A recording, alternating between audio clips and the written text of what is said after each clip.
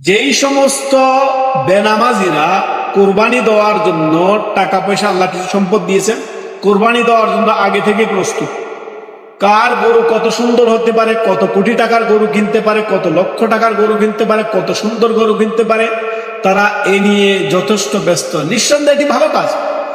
এর থেকে ভালো কোরবানি সর্বসম্মতিক্রমে সুন্নত মুআক্কাদা। এর থেকেও ফজিলতপূর্ণ কাজ হচ্ছে দৈনন্দিন 5 ওয়াক্ত ফরজ সালাত। কোরবানির যে আয়াতটি সূরা কাউসারে রয়েছে, আল্লাহ রাব্বুল আলামিন কি বলেন?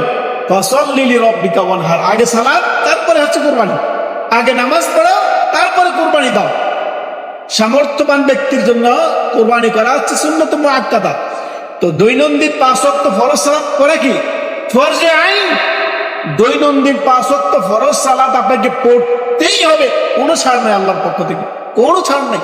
সেখানে আপনি দিনের পর দিন নামাজ পড়বেন না, নামাজের প্রতি উক্ত নামাজ ছাড়বেন, আর কোরবানি দেওয়ার জন্য প্রস্তুত থাকবেন। অতএব কোরবানি করার পূর্বে এখন থেকে তওবা ইস্তেগফার করে দৈনন্দিন 5 ওয়াক্ত ফরজ সালাতের হেফাজত করুন।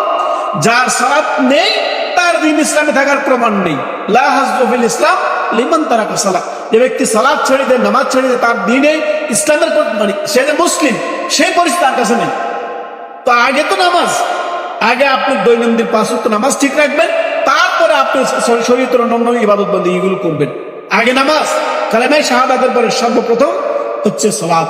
এই জন্য আল্লাহ রাব্বুল আলামিন কোরবানির আয়াতে যেখানে বলা হচ্ছে সূরা কাউসারের 2 নম্বর আয়াত, ফাসাল্লি লিরাব্বিকা ওয়ানহার, মানে নবী মুহাম্মদ সাল্লাল্লাহু আলাইহি ওয়াসাল্লাম আপনি সালাত আদায় করুন, তারপরে আপনি কোরবানি করুন। আগে ঈদের সালাত আদায় করবেন, তারপরে আপনি কি করবেন? কোরবানি জবাই করবেন। আর কোরবানি জবাই করার ক্ষেত্রে সবসময় খেয়াল রাখবেন, নিজের কোরবানির পশু নিজেই জবাই দিবেন। বিসমিল্লাহি আল্লাহু আকবার বলে আপনি পশু জবাই দিবেন। হুজুরের জন্য বসে থাকবেন না। হুজুর কখন আসবে, হুজুর সিরিয়ালে পুরো গ্রামের গরু জবাই দিবে, তারপর আপনার এখানে সিরিয়ালে আসবে, বাপ মায়ের নাম কত ভাগে দিবে, আপনারা নাম গুনবে, এগুলোর মধ্যে আপনারা যাবেন না। আপনার পশু, নিজের পশু, কোরবানির পশু আপনি নিজেই জবাই করবেন। সর্বোত্তম পশু হচ্ছে ওট, তারপরে গরু, তারপরে দুম্বা, দুম্বি, ভেড়া বেড়ি। এই 3 প্রকারের পশুতে কোরবানি দেওয়া হয়। অতএব হৃষ্টপুষ্ট দেখে কোরবানির পশু কেমন হবে? একবারে হৃষ্টপুষ্ট হবে, এবং কোরবানির পশু হবে একবারে সুন্দর দেখে কিনবেন। স্পষ্ট খোড়া, স্পষ্ট কানা, স্পষ্ট আপনার নেংড়া কিংবা রোগাক্রান্ত, একবারে ক্ষীণ, এই ধরনের পশু কোরবানি দিবেন না।